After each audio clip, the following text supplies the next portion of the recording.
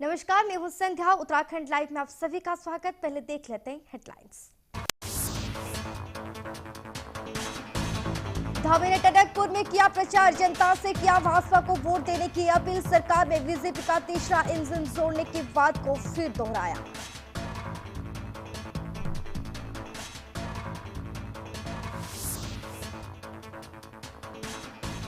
21 जनवरी को UCC web portal पर पूरे प्रदेश में होगी मॉक ड्रिल। यूसीसी का प्रशिक्षण ले रहे अधिकारी अपने अपने कार्यालयों में यूसीसी पोर्टल पर एक साथ करेंगे लॉगिन।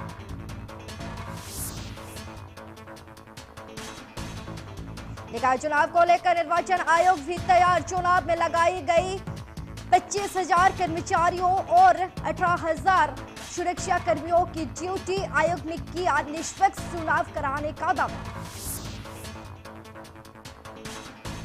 उत्तराखंड में पुलिस कर्मियों की छुट्टियों पर लगी रोक। निकाय चुनाव, गणतंत्र दिवस और राष्ट्रीय खेलों को देखते हुए लिया गया फैसला। चुनौतीपूर्ण रहेंगे अगले 15 दिन।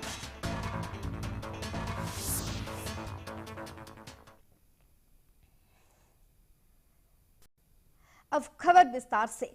सूबे के मुखिया पुष्कर सिंह धामी ने टनकपुर में भाजपा के अध्यक्ष पद के प्रत्याशी बिपिन बरवा सहित भाजपा समर्थित सभासदों के पक्ष में रोड शो के बाद तुलसीराम चौक में विशाल जनसभा को संबोधित किया।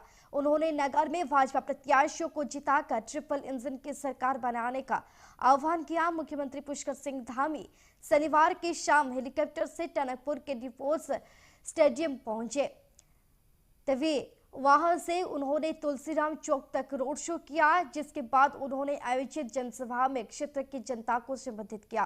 मुख्यमंत्री धामी ने कहा, जो भी कार्य छूटे हैं उन्हें तेजी से पूरा किए जाने के दिशा में कार्य शुरू किया जा रहा है। उन्होंने नगर में चेयरमैन पद के प्रत्याशी विपिन कुमार की स्थानीय सरकार बनाने की अपील करते हुए कहा, डबल इंजन में तीसरा इंजन जुड़ने के बाद ट्रिपल इंजन की सरकार होने पर 3 गुना विकास होगा। हमारे टनकपुर वासी जो है बहुत उनका आशीर्वाद मेरे ऊपर है। हमेशा उन्होंने मेरा समर्थन किया, अपना आशीर्वाद दिया है। इस बार भी मैं सबसे प्रार्थना करने, निवेदन करने के लिए आया हूँ कि हमारे चेयरमैन पद के प्रत्याशी श्री विपिन कुमार जी को और हमारे सभी वार्ड मेंबर सभासद पद के प्रत्याशियों को भारी मतों से विजय बनाएं। समान नागरिक संहिता यूसीसी का वेब पोर्टल 21 जनवरी को पहली बार प्रदेश भर में एक साथ उपयोग में आएगा। फिलहाल ये कवायद सरकार के अभ्यास मॉक ड्रिल का हिस्सा होंगे। इसके बाद यूसीसी को लागू किया जा सकता है। इससे पहले 20 जनवरी को प्रदेश मंत्रिमंडल की बैठक में यूसीसी नियमावली के प्रस्ताव आएगा। मॉक ड्रिल में यूसीसी का प्रशिक्षण ले रहे रजिस्ट्रार, सब रजिस्ट्रार और अन्य अधिकारी अपने अपने कार्यालय में यूसीसी पोर्टल पर लॉगिन करेंगे।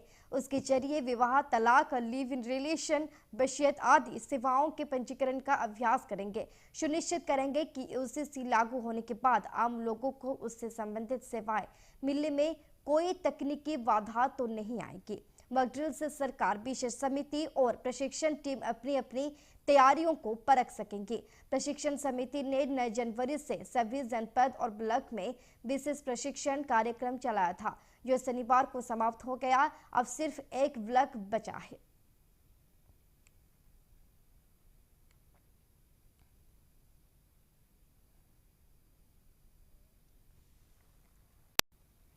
उत्तराखंड राज्य में नगर निकाय चुनाव को लेकर राज्य निर्वाचन की तैयारियां जोरों पर है। वहीं उत्तराखंड राज्य निर्वाचन आयुक्त सुशील कुमार ने कहा, सभी कर्मचारियों, अधिकारियों की ड्यूटी चुनाव में लगा दी गई है। उन्हें प्रशिक्षण भी दिया गया है। चुनाव में लगे कर्मचारियों के लिए पोस्ट वैलिड की व्यवस्था की हुई है। अभी इस पर उत्तराखंड कर्मचारियों का प्रशिक्षण चल रहा है। चुनाव में 25,000 कर्मचारी ड्यूटी पर लगाए हुए हैं और 18,000 सुरक्षा कर्मी भी लगाए हुए हैं। सुशील कुमार ने उत्तराखंड के सभी जिलों के अधिकारियों और पुलिस कप्तान के साथ चुनाव से संबंधित बैठक को लेकर फीडबैक भी लिया।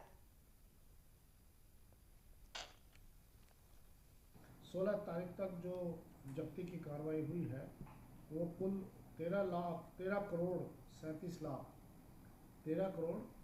लाख रुपए की धनराशि की मादक पदार्थ जब्त किए गए हैं, जिसमें कि जो लिकर है वो लिकर हमारे पास लगभग 22,51,000 रुपये का लिकर जब्त किया गया है और 12,51,00,000 रुपये का जो मादक पदार्थ हैं वो जब्त किए गए।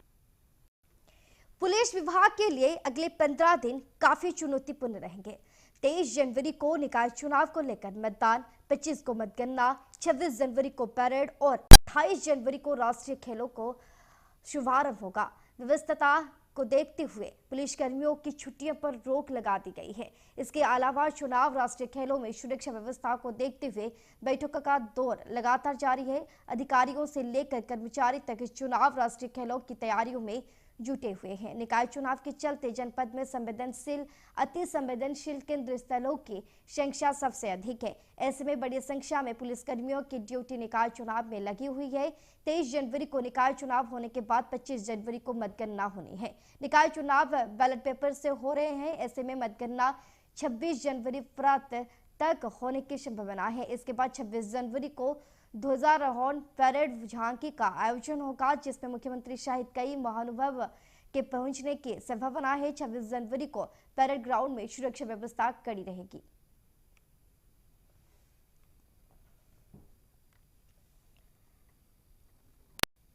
मंगलूर से कांग्रेस पार्टी से चेयरमैन पद के उम्मीदवार चौधरी इस्लाम को हाईकोर्ट से राहत मिलने के बाद मंगलौर विधायक काजी निजामुद्दीन ने एक प्रेस कॉन्फ्रेंस कर कहा कि चौधरी इस्लाम के हक में फैसला आने के बाद तय हो गया है कि लोकतंत्र की जीत हुई है और अब मोहिउद्दीन को जो समर्थन दिया था उन्होंने वो समर्थन वापस ले लिया है और मोहिउद्दीन अब चौधरी इस्लाम को समर्थन देंगे।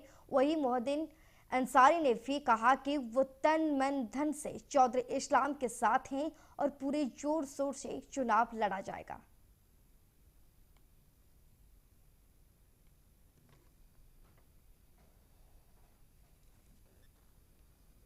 की जीत हुई है और ये प्रतीत हुआ है कि सरकार के दबाव में चुनाव आयोग के रिटर्निंग ऑफिसर ने जो गलत किया था वो उनका निर्णय कोर्ट ने गलत साबित किया है और कोर्ट ने इस पर्चे को बहाल किया है। तो अब हम उम्मीद करते हैं कि जितनी चुनाव की प्रक्रिया बची है, पोलिंग और काउंटिंग, उसको भी चुनाव आयोग अब कम से कम विधिवत तरीके से, ईमानदारी से कराएगा। हाई कोर्ट से सच्चाई की जीत हुई है, चौधरी इस्लाम साहब का पर्चा बहाल हो गया है, तो इसलिए मैंने निर्दलीय प्रत्याशी के तौर पर मैंने चुनाव न लड़ने का निर्णय लिया है और अपना पूर्ण समर्थन साथियों सहित तन मन धन से चौधरी इस्लाम साहब को दे दिया है। रहा है, रहेगा। मैंने भी इनका समर्थन किया था। अब बड़ी बात यह है इन्होंने सम्मान के साथ मेरे साथ रहने का वादा किया और मेरे साथ तन मन धन से साथ है। हम दोनों चाचा भतीजे मिल के चुनाव लड़ेंगे। शिरगाश्रम चौक नगर पंचायत क्षेत्र में भाजपा ने अपना संकल्प पत्र जारी कर दिया है। संकल्प पत्र में अध्यक्ष पद के प्रत्याशी हिमानी राणा और सभासद प्रत्याशियों की जरूरी के बारे में बताया गया है। इसके अलावा शिरगाश्रम का विकास मोदी की गारंटी और 5 साल में हिमानी बदलेगी शिरगाश्रम में इतिहास जैसे नारे भी प्रकाशित किए गए हैं। बता दें कि विधायक रेणु विष्ट ने प्रत्याशी हिमानी राणा, रेणुका भंडारी, सुरुचि स्वास्थ्य, जितेंद्र धाकड़ और गजेंद्र नागर के साथ मिलकर संकल्प पत्र जारी किया है।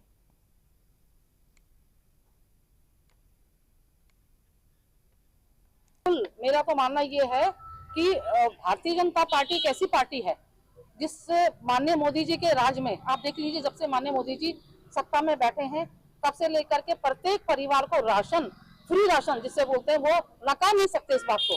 प्रत्येक परिवार को कोरोना काल से लेकर के हर वक्त इनको राशन मिल रही है। मोदी के सामने जिनमें से मुख्यतः ये है कि भारत साधु समाज में दुकानें हैं, उनका मैं नियमितीकरण विधायक जी और सरकार के साथ मिलकर उनका पूर्ण तरीके से कोशिश करूंगी कि उन दुकानों का नियमितीकरण हो जाए।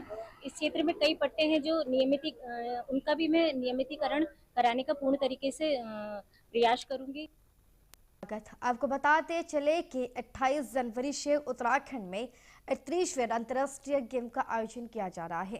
इससे मुख्य अतिथि के रूप में प्रधानमंत्री नरेंद्र मोदी शिरकत करने देहरादून पहुंच रहे हैं, जिसकी तैयारी को लेकर अभी से ही प्रशासन सख्त हो गया है। एसपी सिटी प्रमोद कुमार की माने तो उनका कहना है कि जिस तरीके से 28 जनवरी को प्रधानमंत्री नरेंद्र मोदी उत्तराखंड के दौरे पर हैं। उनके दौरे को देखते हुए जो प्रोटोकॉल है, प्रोटोकॉल के हिसाब से सुरक्षा व्यवस्था की जा रही है। तमाम पुलिस प्रशासन सुरक्षा में लगाया जाएगा और सुरक्षा की दृष्टि से रूट भी डाइवर्ट किए जाएंगे ताकि आने जाने वाले व्यक्तियों को किसी भी तरह की दिक्कतों का सामना ना करना पड़े। इसके साथ ही उन्होंने बताया कि प्रधानमंत्री नरेंद्र मोदी के दौरे को लेकर पुलिस प्रशासन तैयार है और सभी तैयारियां पूरी की जा रही है। जल्द ही एक बैठक पुलिस कर्मचारियों की जाएगी और जिसमें सभी को दिशा निर्देश भी दिए जाएंगे।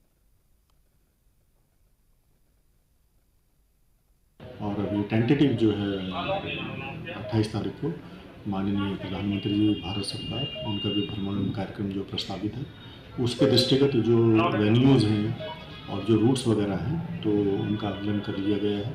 और साथ ही साथ वहाँ पे जो फोर्स का अपना डिप्लॉयमेंट है उसका भी एक टेंटेटिव चार्ट वो भी हमारे द्वारा तैयार कर लिया गया है। भारत मौसम विज्ञान विभाग अपने 150वें वर्षों की यात्रा को पूरा कर चुका है। इस यात्रा को पूरा करने के दौरान नई तकनीकी के साथ ही लगातार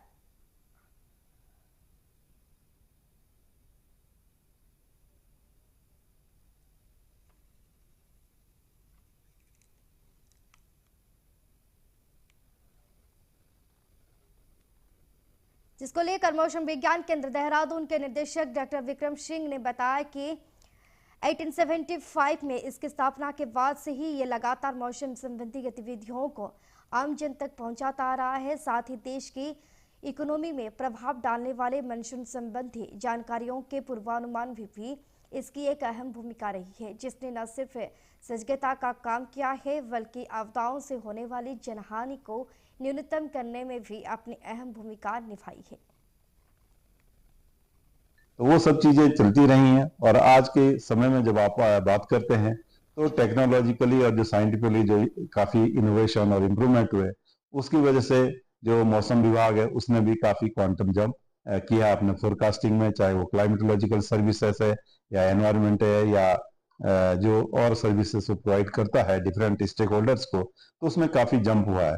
तो वो सब चीजें चलती रही हैं और आज के समय में जब आप बात करते हैं तो टेक्नोलॉजिकली और जो साइंटिफिकली जो काफी इनोवेशन और इम्प्रूवमेंट हुए, उसकी वजह से जो मौसम विभाग है उसने भी काफी क्वांटम जंप किया अपने फोरकास्टिंग में, चाहे वो क्लाइमेटोलॉजिकल सर्विसेज है या एनवायरनमेंट है या जो और सर्विसेज प्रोवाइड करता है डिफरेंट स्टेक होल्डर्स को, तो उसमें काफी जंप हुआ है। देश में सड़क हादसों की बढ़ोतरी देखने को मिल रही है। यातायात निर्देशालय के आंकड़ों के अनुसार साल 2023 से साल 2024 में 3% के सड़क हादसों में बढ़ोतरी हुई है। साथ ही कार्रवाई को लेकर भी परिवहन परिवर्तन में कमी आई है। यातायात निर्देशालय ने सभी जनपदों के एसपी और एसपी को निर्देशित किया है कि प्रवर्तन अधिकारियों से सड़क दुर्घटनाओं की रोकथाम के लिए प्रवर्तन कार्यवाही को बढ़ाने के लिए निर्देशित करें। साथ ही प्रत्येक दुर्घटना के संबंध में विश्लेषण करते हुए घटना के कारणों को चिन्हित किया जाए। यदि किसी दुर्घटना को पुलिस द्वारा प्रवर्तन की कार्यवाही से रोका जा सकता था तो संबंधित पुलिस अधिकारी को चिन्हित करते हुए उसके खिलाफ कार्रवाई की जाए। जहाँ पर भी हमको लगता है कि कुछ ऐसी एनफोर्समेंट के लेवल पे इश्यूज हैं जिन पे हम बेहतर कर सकते हैं, उनको लेकर के जो डिस्ट्रिक्ट्स हैं उनको कम्युनिकेट किया गया है। एनफोर्समेंट को और ज़्यादा इफेक्टिव कैसे हम लोग कर सकते हैं और एक्सीडेंट को मिनिमाइज करने के लिए जो भी रिव्यू करने के बाद, एग्जामिन करने के बाद जो भी रीजंस हमको समझ में आते हैं जहाँ से हमको मिनिमाइज किया जा सकता है, उसको लेकर के भी डिटेल्स में डायरेक्शंस जो है डिस्ट्रिक्ट्स को इशू किए गए हैं। उत्तराखंड के बागेश्वर से एक हैरान करने देने वाली खबर सामने आई है। बागेश्वर में उत्तरायणी मेले में बाहर से व्यापार करने आए समुदाय विशेष के दुकान पर गंदगी भरी रोटियां बनाई जा रही थी, जिसका वीडियो सोशल मीडिया पर वायरल हो रहा था।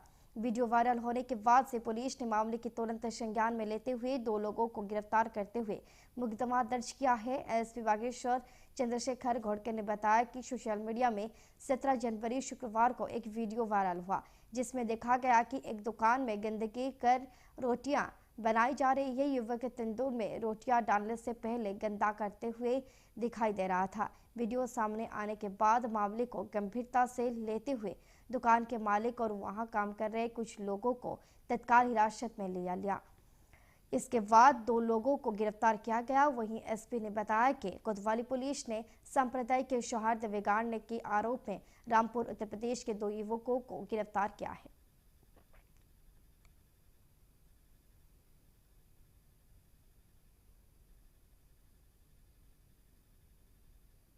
सायंकाल में एक सोशल मीडिया के माध्यम से एक वीडियो वायरल होने की सूचना हमें मिली थी, जिसमें खाना बनाते वक्त थूकने का एक संज्ञान में आ रहा था मामला। तो इसमें प्राइवेट लोगों द्वारा भी शिकायत की गई थी। जो है बागेश्वर पुलिस द्वारा इसमें त्वरित कार्रवाई करते हुए 2 अभियुक्तों की गिरफ्तारी कर ली है। दोनों अभियुक्त इसमें गिरफ्तार है कि किसी भी तरीके की भ्रामक अफवाहें या भ्रामक मिथ्या अफवाहें ना फैलाएं, इनसे बचें। तराईबंद केंद्रीय धिमरी प्लांट संख्या 13 में जयनगर वन चौकी के पास एक बीमार हाथी की मौत हो गई।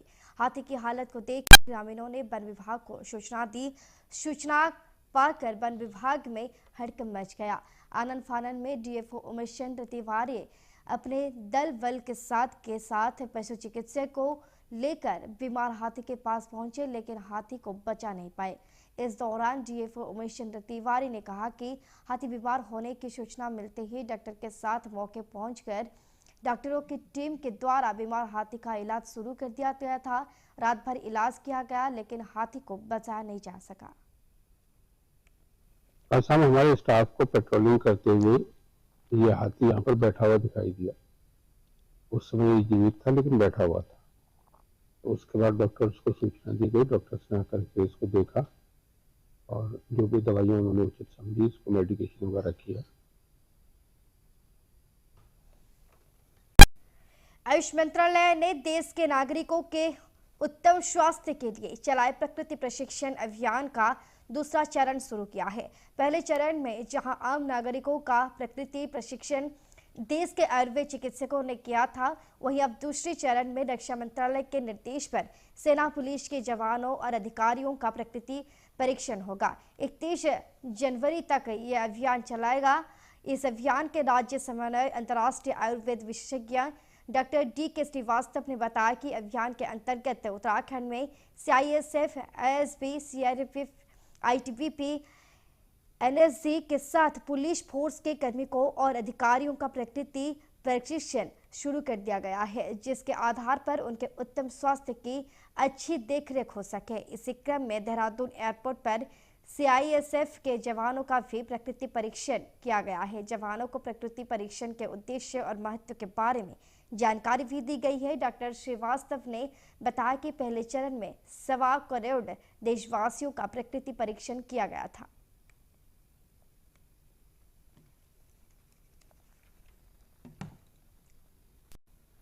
ये थी अब तक की बड़ी खबरें। अब वक्त हो गया है बुलेटिन की समाप्ति का। आज्ञा दीजिए।